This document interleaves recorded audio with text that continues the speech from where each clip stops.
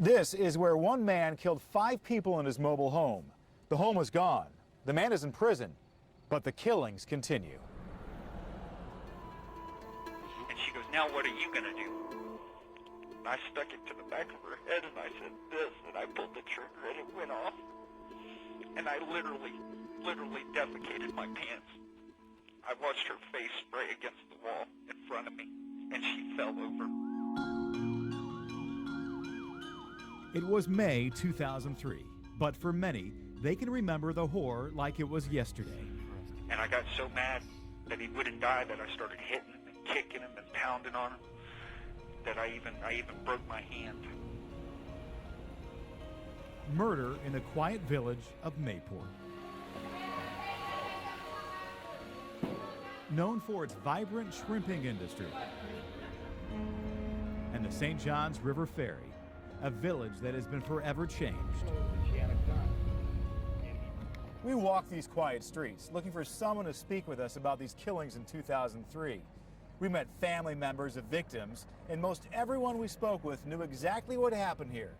But no one wanted to go on camera and talk about William Wells, the man who changed this village forever. Wells dubbed himself the Monster of Mayport.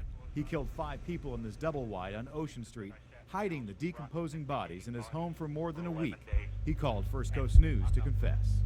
Says, "As you all know, my name is Bill Wells. I fired 2 more shots into the top of his head. What happened to my wife? I mean, I didn't even kill him. I shot him outside of the head. I just fired. I don't want into my son. And he was still gurgling and breathing. So now, Wells is reaching out to First Coast News again. He wrote this letter on August 10th, almost bragging about his accomplishments. He writes, quote, "Contrary to the elements of your justice system, I managed to prevail with a mere 5 life sentences." Wells pleaded guilty to shooting his wife, Irene Wells, his father-in-law, Bill McMains, his brother-in-law, John McMains, and 2 other men, Richard Reese and James Young. Investigators found dead bodies in nearly every room of his home. A gruesome experience for anyone, but probably much worse for his 4-year-old son, who Wells kept in his home while the bodies decomposed. Well, it's an extremely egregious case. And Harry Shorstein was the state attorney at the time, deserves to die. helping to oversee Wells' prosecution. It's a case that, looking at the facts, warrants seeking the death penalty. But when you give consideration to the other factors, the legal factors, as well as the wishes of the family, and the offer to plead guilty and have the case disposed of very, very quickly. Okay, Mr. Wells.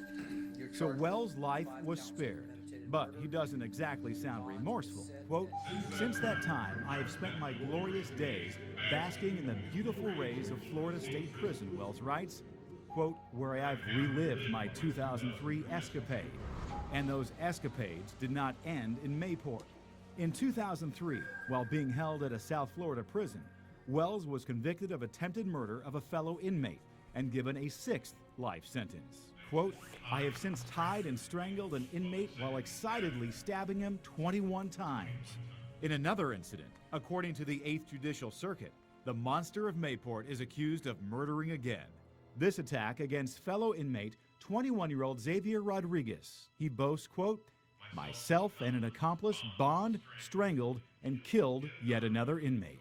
So I guess my quest for the lethal injection continues." With 5 counts of It's premeditated very murder. obvious that he suffers from severe mental disorder, which are factors that in and of themselves can prohibit the ultimate imposition of the death penalty. Wells also names prosecutors in his original case, including Harry Shorstein. He blames them for more people dying. He writes that if they were, quote, "more thorough in convicting me in 2003 of the Mayport murders and pushing fervently for the death penalty, no one else would have had to die." If anyone were to think that had we sought the death penalty, these subsequent acts wouldn't have occurred, it would really be foolhardy, because almost no one is executed within 5 years. Wells also takes a jab at the lawyers at the 8th Judicial Circuit working on prosecuting him on this latest murder charge. Quote, "I find it very unsettling how the DA's office here in Bradford County seems to have swept this case under the rug, since it is only a useless, worthless inmate anyway. Society could care less, right?" We wanted to interview William Wells in prison, but because of this recent first-degree murder charge, He's not allowed to speak on camera or on the phone. We also spoke with the state attorney's office that is prosecuting him. They say they are working on that case and they should go to trial sometime next year. We're in Mayport. Jeff Marcoux, First Coast News.